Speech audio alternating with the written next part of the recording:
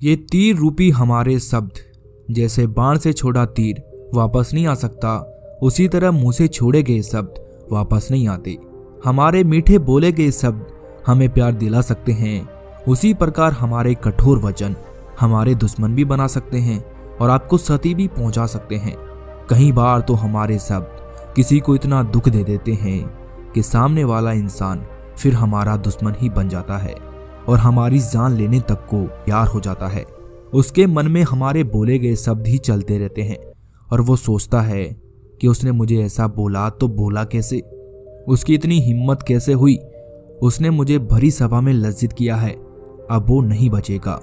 फिर सामने वाला इंसान हमें नुकसान पहुंचाने का हर प्रयास करता है, इसमें हमारा ही नुकसान होता है, इसीलिए अपने मुंह पर काबू रखना चाहिए।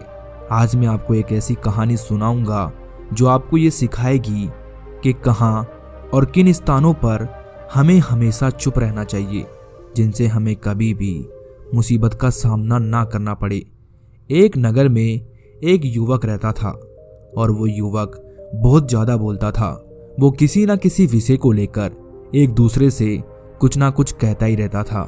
जब भी उस युवक को कहीं 4 लोग इकट्ठे दिख जाते तो वो वहां पहुंचकर कभी यहाँ की तो कभी वहां की बातें करने लगता, कभी उनसे हंसी की बातें करता तो कभी अपने मुश्किल वक्त की बातें करता और उसे ये सब करने में बड़ा आनंद आता।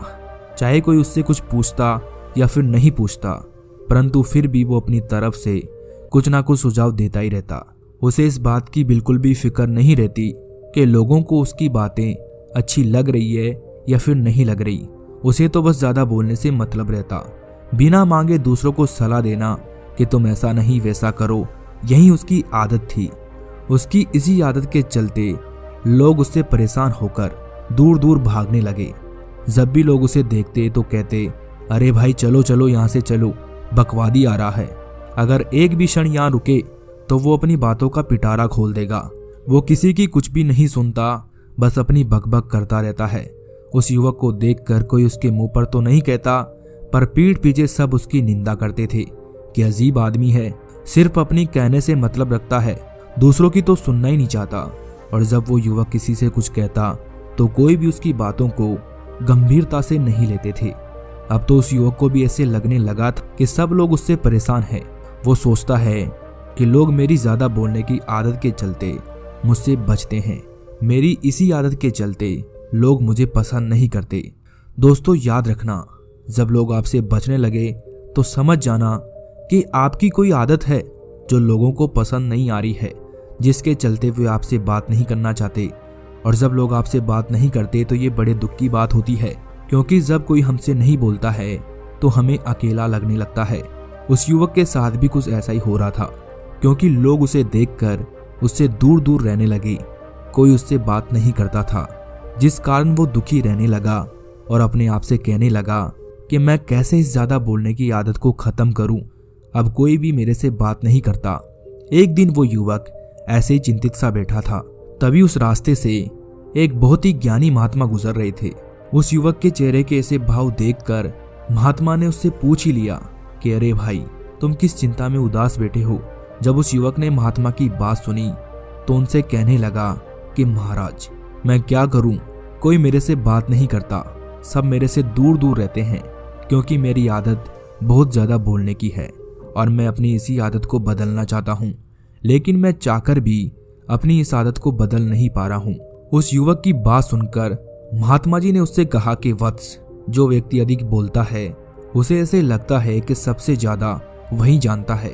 उसके मन में पल रहे इसी भ्रम के चलते वो वहां पर भी बोलने लगता है जहां बोलने की कोई जरूरत नहीं होती है।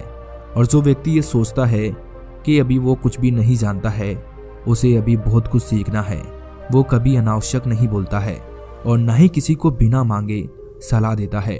फिर महात्मा जी ने उससे कहा कि पुत्र, पहले तो तुम अपने मन से इस फितूर को निकाल दो कि तुम दूसरों से ज्यादा जानते हो। यदि तुम ज्यादा जानते भी हो तो अपनी वाणी का प्रयोग वहीं करना चाहिए जहां उसकी आवश्यकता हो। फिर महात्मा जी बोलते हैं कि हे वत्स, हमें कुछ स्थानों पर अपने मुंह को बंद रखना चाहिए, उसी में तुम्हारा और सामने वाले का हित है। कहते हैं कि निरर्थक वाणी कलह का कारण बनती है, क्योंकि हमारे शब्द हथियार की तरह होते हैं जिससे किसी को भी मारा जा सकता है, क्योंकि ज्यादातर लड़ाइयाँ हमारे बोलने की वजह से ही तो होती है। कभी कभी हमारे शब्द किसी को इतना ठेस पहुंचा देते हैं या फिर हमसे बात नहीं करते, हमसे घृणा करने लगते हैं। इसीलिए हे वत्स, जहां हमें बोलने की आवश्यकता नहीं है वहां हमें कभी नहीं बोलना चाहिए। आज मैं तुम्हें 8 ऐसे स्थान बताऊंगा जहां तुम्हें हमेशा चुप रहना चाहिए। फिर महात्मा जी ने उस युवक से कहा कि जहां हमें नहीं बोलना चाहिए वो पहला स्थान है जहां कोई आपके मन की बात को आपकी बातों से नहीं समझ सके, तो वहां पर हमेशा चुप रहने में ही आपकी भलाई है। क्योंकि कभी कभी हमें ऐसा लगता है कि हम अपनी समस्याओं को लोगों को बिना पूछे ही बताने लगते हैं। इससे सामने वाले व्यक्ति को हमारी बातें बोझ लगने लगती है, क्योंकि उसे आपकी परेशानी से क्या ही मतलब है। आपकी समस्या आपकी है। आपकी समस्याओं को सुनकर वो अपना समय नष्ट नहीं करना चाहते और ना ही उसे इस बात में रुचि है कि तुम अपनी कष्ट कथा उसे सुनाओ। उसे तो सिर्फ अपनी समस्याओं से मतलब है, क्योंकि उसके अंदर ही पहले से ही इतनी समस्याएं भरी पड़ी है कि वो खुद चाहता है कि कोई उसकी समस्या सुने। वो खुद चाहता है कि कोई उसकी तारीफ करे। हाँ, ऐसा हो सकता है कि शुरुआत में 1-2 बार आपकी बातों को वो सुन भी ले, परंतु जब उसे तुम्हारी आदत के बारे में पता चलेगा कि इसका तो रोज का ये काम है अपनी बातों को ना चाहते हुए भी लोगों को सुनाना, तो फिर धीरे धीरे वो तुम्हारे से दूरियां बनाना शुरू कर देगा। मेरी एक बात हमेशा याद रखना पुत्र, कोई नहीं चाहता कि वो एक दुखी व परेशान इंसान के साथ रहे। इसीलिए अपनी बातों को वहीं कहो जहां लोग तुम्हारी बात को सुनने के इच्छुक हो। फिर महात्मा जी उस युवक से कहते हैं कि जहां हमें नहीं बोलना चाहिए वो दूसरा स्थान है जैसे किसी जगह पर घटी घटना की हमें पूरी जानकारी ना हो, या फिर किसी विषय पर आपको बोलना है और उस विषय में आप अज्ञान हैं, या फिर आधी अधूरी जानकारी ही आपके पास है, तो ऐसे स्थान पर बोलने से हमारी मूर्खता प्रकट होती है। लोग हमें मूर्ख समझने लगते हैं। बोलना उसी का उचित है जिसे इस विषय के संबंध में पूर्ण जानकारी हो। कहते हैं कि अधूरे ज्ञान का अहंकार अपेक्षाकृत खतरनाक होता है। जैसे मान लो कोई व्यक्ति बीमार है और वो आपसे अपनी बीमारी की बातचीत कर रहा है। अब आपको उसकी बीमारी के बारे में कोई भी पता तो है नहीं और आपने ऐसे ही कोई गलत सी औषधि बता दी और उस औषधि से उस व्यक्ति की जान भी जा सकती है। इसीलिए हमेशा ऐसे स्थानों पर चुप रहे जहां आपको उस विषय की जानकारी ना हो। फिर महात्मा जी उस युवक से कहते हैं कि जहां हमें चुप रहना चाहिए वो तीसरा स्थान है जैसे कोई व्यक्ति आपके ऊपर किसी बात को लेकर क्रोध कर रहा हो, आपके ऊपर भड़क रहा हो, तो आपको उस समय शांत रहना है। ठंडे दिमाग से विचार करना है कि वो किस कारण से आपके ऊपर क्रोधित हो रहा है। यदि वजह कोई ज्यादा बड़ी नहीं है तो चुप रहने में ही आपकी भलाई है। कहते हैं कि कभी कभी लोग बिना कुछ कहे भी, बिना लड़े भी सामने वाले को परास्त कर देते हैं। आपके एक मौन के अस्त्र बल से वो धराशायी हो जाता है, क्योंकि उसके इतना सब कुछ कहने के बाद भी आप चुप रह रहे हो। और जब उसका गुस्सा शांत हो जाता है तब उसे अपने आप पर लज्जा आने लगती है और हो सकता है कि बाद में उसे अपनी गलती का एहसास हो जाए और एहसास होने पर वो आपसे क्षमा मांगने आ जाए। और मान लो अगर वो आपसे क्षमा मांगने भी नहीं आता है तो आप तो एक अच्छे इंसान हो, क्योंकि आपने कुछ भी गलत नहीं कहा। और अगर आप उस समय कुछ गलत कह देते तो आप में और उसमें क्या ही अंतर रह जाता। आप भी उसकी तरह एक भद्र पुरुष कहलाते, क्योंकि क्रोध में मनुष्य हद से ज्यादा बोल जाता है। उसका अपनी वाणी पर संयम नहीं रहता कि वो क्या आप शब्द बोल गया, और बाद में जब उसे होश आता है तो उसे अपनी बात का पछतावा होता है। और कहते हैं कि जुबान से निकले हुए शब्द और बाण से निकला हुआ तीर कभी वापस नहीं लिया जा सकता। इसीलिए जब कोई आप पर क्रोध करे तो आपको उस समय शांत रहना चाहिए, क्योंकि क्रोध मनुष्य का सबसे बड़ा शत्रु है।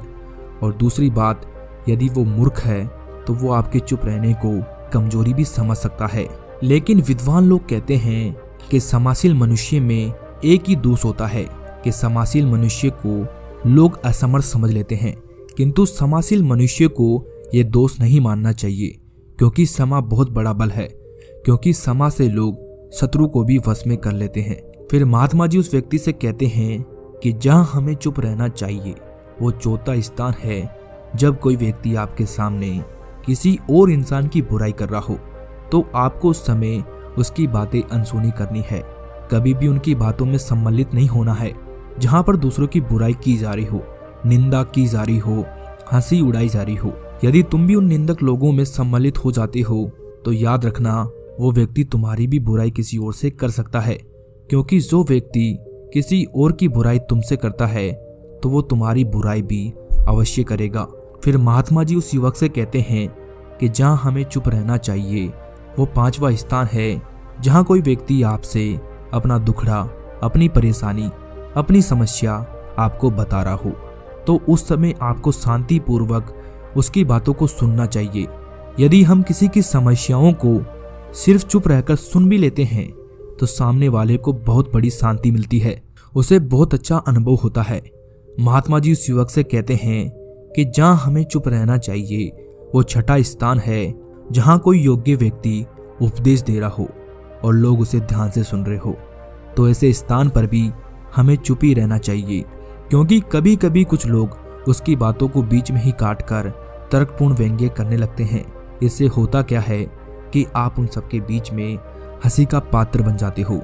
फिर महात्मा जी उस युवक से कहते हैं कि जहां हमें चुप रहना चाहिए वो साधन है जहां आपसे नफरत करने वाले लोगों की संख्या अधिक हो और आपको समझने वाले लोगों की संख्या कम हो। ऐसी जगह पर पहुंचकर कभी भी आपको ज्यादा नहीं बोलना चाहिए। आपको हमेशा ऐसे स्थान पर चुप रहना चाहिए, क्योंकि उस जगह पर आपका बोलना आपके विरोधियों को अच्छा नहीं लगेगा और हो सकता है कि वो आपका अपमान भी कर बैठे। जैसे 100 मूर्खों में एक ज्ञानी की नहीं चलती, वैसे ही आपकी बात का भी वहां पर कोई मोल नहीं रहेगा, चाहे आप कितना ही सही क्यों ना बोल लो। इसीलिए आपको ऐसी स्थिति में हमेशा चुप रहना चाहिए। फिर महात्मा जी उस युवक से कहते हैं कि जहां हमें चुप रहना चाहिए वो 8वां स्थान है जिस जगह पर लोग मदिरा के नशे में हो, जिस जगह लोग अहंकार में डूबे हो, जिस जगह लोग वासना में लिप्त हो, जहां हर कोई अपना स्वार्थ सिद्ध करने में लगा हो, वहां भी हमें चुप रहना चाहिए। क्योंकि वहां पर भी आपके परामर्श की कोई आवश्यकता नहीं होती, क्योंकि शराबियों के सामने आप कितना ही कुछ बोल लो उससे कोई फर्क नहीं पड़ने वाला, बल्कि अगर आप उससे कुछ बोलोगे तो वो आपको ही गाली गलौज करेगा। वैसे ही अहंकार में डूबे व्यक्ति को भी कुछ नजर नहीं आता, वो भी अपने अहंकार के नशे में अपशब्द ही कहेगा। इसीलिए आपको ऐसी जगह पर भी चुप रहना चाहिए, क्योंकि आपके बोलने से इन लोगों को कुछ भी फर्क नहीं पड़ेगा और आप अपना समय इनके साथ ऐसे ही बर्बाद करेंगे। फिर महात्मा जी उस युवक को समझाते हुए कहते हैं कि बेटा, तुम्हें कभी भी किसी भी स्थान पर अनावश्यक नहीं बोलना है, और जहां पर ये 8 स्थितियां हो तो वहां पर तुम्हें हमेशा चुप रहना है। और जब भी किसी से अपनी बात कहो तो उसे कम शब्दों में कहो और ऐसी वाणी बोलो कि दूसरों के दिल को ठंडक पहुंचे।